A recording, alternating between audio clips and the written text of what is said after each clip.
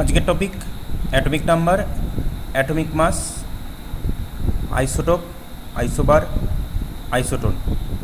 ছোট্ট topic, easy. First topic হচ্ছে atomic number. Atomic নাম্বারকে আমরা ক্যাপিটাল জেড দিয়ে ডিনোট করি। অ্যাটমিক নাম্বার কি? The number of proton. The number of proton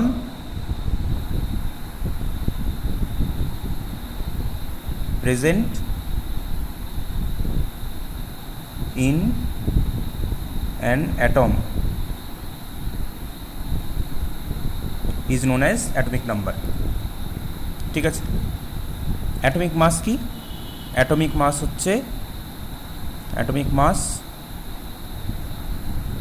এটাকে ক্যাপিটাল এ দিয়ে রিপ্রেজেন্ট করা হয়। The number of proton plus neutron present in an atom. তাহলে শুধু প্রোটন নাম্বারকে বলা হয় অ্যাটমিক নাম্বার, আর প্রোটন নাম্বার আর নিউট্রন নাম্বারের কম্বিনেশনকে বলা হয় মাস নাম্বার। তাহলে যদি নিউট্রন নাম্বার বার করতে হয় তাহলে আমরা ইজিলি মাস নাম্বার থেকে প্রোটন নাম্বার যদি বাদ দেই তাহলে নিউট্রন নাম্বার পেয়ে যাব। N is the number of neutron. ঠিক আছে। তাহলে অ্যাটমিক নাম্বার হয়ে গেল, অ্যাটমিক মাস হয়ে গেল। এবার আইসোটোপ, আইসোবার, আইসোটোন। তার আগে বলি নিউক্লাইড জিনিসটা কি। Nuclide, NuClide, nuclide. নিউক্লাইড হলো কোনো একটা এলিমেন্ট এক্স কে তার অ্যাটমিক নাম্বার জেড আর মাস নাম্বার এ দিয়ে রিপ্রেজেন্ট করা, যার ফরমেশন হচ্ছে এটা, যেখানে জেড হচ্ছে অ্যাটমিক নাম্বার, এ হচ্ছে মাস নাম্বার। এটাকে বলা হয় নিউক্লাইড। এটা এভাবেও লেখা যায় বা এভাবেও কেউ লিখতে পারে, এক্স জেড এ, ক্রসেও লিখতে পারে, সেম সাইডেও লিখতে পারে, ক্রসেও লিখতে পারে। ঠিক আছে। আচ্ছা, এইবার হচ্ছে isotope, isobar, isotone. Isotope, isotope কাকে বলা হয়? আইসোটোপ বলা হয় যদি অ্যাটমিক নাম্বার, দুটো এলিমেন্টের অ্যাটমিক নাম্বার সেম হয়, অ্যাটমিক নাম্বার সেম, তার মানে হচ্ছে Z same but a different, তার মানে হচ্ছে মাস নাম্বার ডিফারেন্ট যদি হয় তখন সেটাকে আইসোটোপ বলা হয়। যেমন ক্লোরিনের অ্যাটমিক নাম্বার 17, তার একটা নিউক্লাইডকে আমরা ক্লোরিন 1735 লিখতে পারি।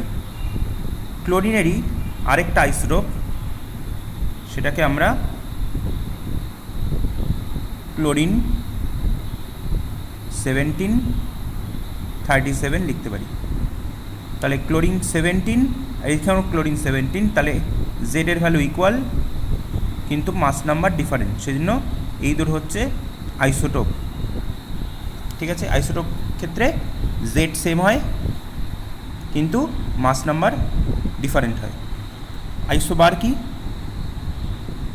আইসোবার হচ্ছে mass number same, A same but Z different,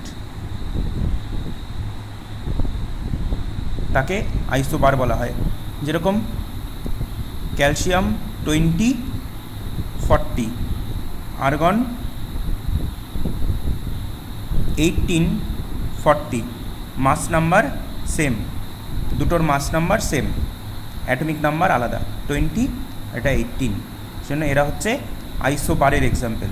এটা আইসোটোপের এক্সাম্পল আর এটা আইসোবারের এক্সাম্পল। Last topic isotone.